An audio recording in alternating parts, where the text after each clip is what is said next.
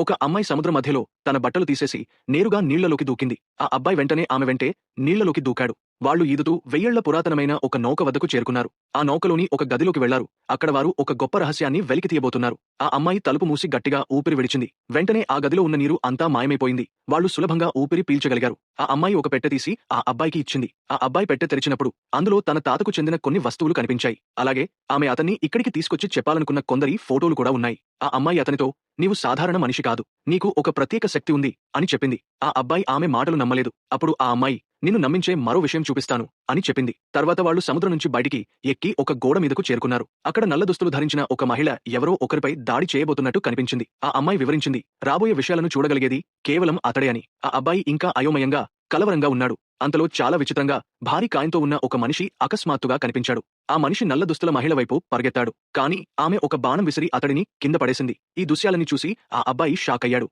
అప్పుడు ఆ అమ్మాయి అతనితో, "మాకు కనిపించని ఈ రాక్షసులను చూడగలిగే శక్తి నీకే ఉంది" అని చెప్పింది.